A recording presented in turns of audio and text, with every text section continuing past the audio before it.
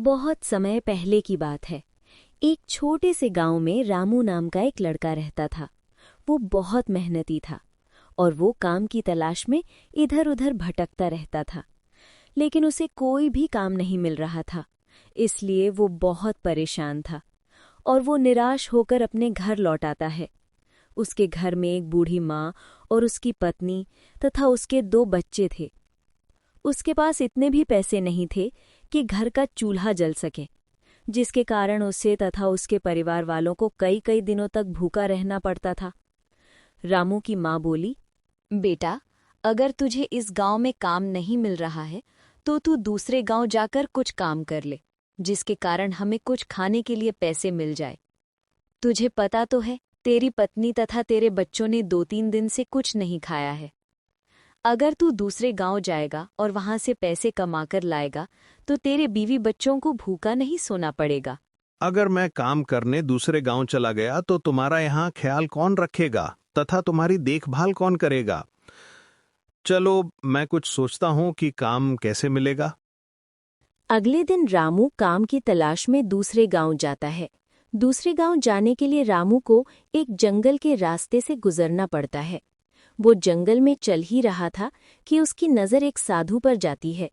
साधु एक पेड़ के नीचे बैठे हुए ध्यान कर रहे थे और रामू उनके सामने से निकल रहा था। तभी साधु जी की आंखें खुली और बोले, बेटा, तुम कहाँ जा रहे हो? तुम मुझे बहुत परेशान लग रहे हो। बताओ बेटा, क्या समस्या है? तुम बहुत चिंतित हो। मैं तुम्हारी परेशानी का कोई ना कोई समाधान निकाल दूंगा। बस तुम मुझे अपनी समस्या बताओ। बाबा जी, मैं आपको क्या बताऊं? मैं बहुत परेशान हूं।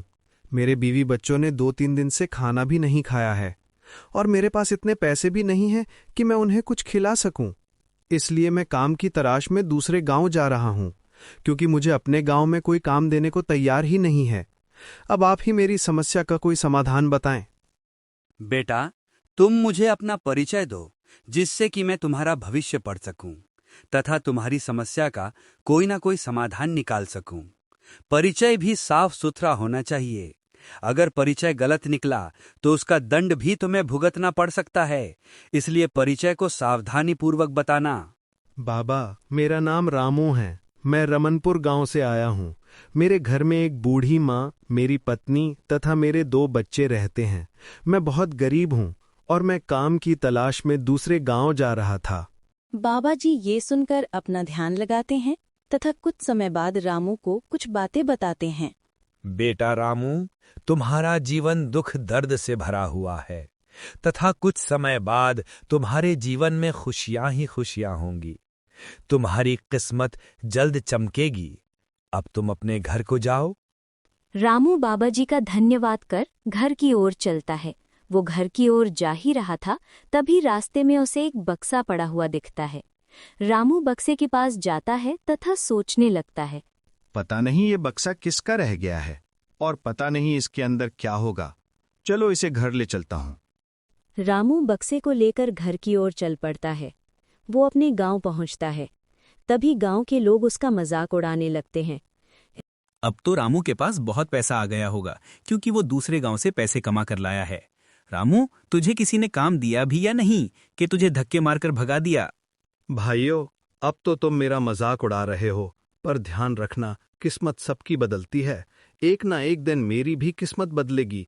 मुझे भगवान पर पूरा भरोसा है। और ये सब कर रामू बक्से को लेकर घर की ओर चल पड़ता है। जैसे ही रामू घर पर पहुंचता है तो रामू के बच्चे रामू से पूछते हैं, पापा, आप हमारे लिए कुछ खाने को लेकर आए हो क्या? हमें बहुत तेज भूख लगी है और भूख के कारण हमारे पेट में दर्द हो रहा है। अब और नहीं रहा जा रहा। तुम तो काम की तलाश में दूसरे गांव गए थे। तुम्हें कुछ काम मिला या नहीं, या फिर खाली हाथ आ गए? बताओ। मैं काम की तलाश में दूसरे गांव गया था। मुझे जंगल में एक साधु बाबा मिले और उन्होंने कहा, बेटा, तुम्हारी किस्मत जल्द जल्द चमकने वाली है। उन्होंने ही मुझे घर जाने के लिए कहा, इसलिए मैं घर वापस लौट आया। बेटा, ये तुम्हारे हाथ में ये बक्सा कैसा है और ये तुम्हें कहाँ मिला? तुम इसे कहाँ से ले आए? माँ, मैं बाबा जी का धन्यवाद कहकर जंगल से लौट रहा था। तभी मुझे जंगल के रास्ते ये बक्सा पड़ा हुआ दिखा और मैं इसे घर ले आया। पता नहीं ये बक्सा किसका है और इसमें क्या है। तभी रामू और रामू की माँ और उसकी पत्नी तथा बच्चे उस बक्से को खोलते हैं और देखते हैं इस बक्से में क्या है। रामू जैसे ही बक्सा खुलता है, मानो उसकी खुशी का ठिकाना ही नहीं रहता।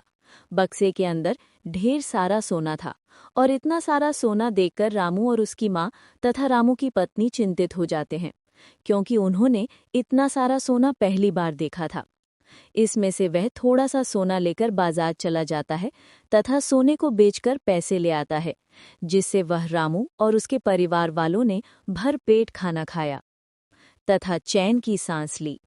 धीरे रामू की किस्मत बदलती गई और वह कुछ ही दिनों में अमीर होता गया। उसने एक बड़ा घर ले लिया तथा धीरे धीरे वह गांव का सबसे अमीर आदमी हो गया और रामू की किस्मत बदल गई। शिक्षा।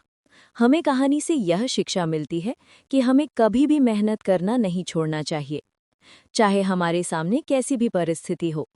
दोस्तों, अगर आपको हमारी कहानी अच्छी लगी हो तो आप हमारी वीडियो को लाइक करें तथा चैनल को सब्सक्राइब जरूर करें।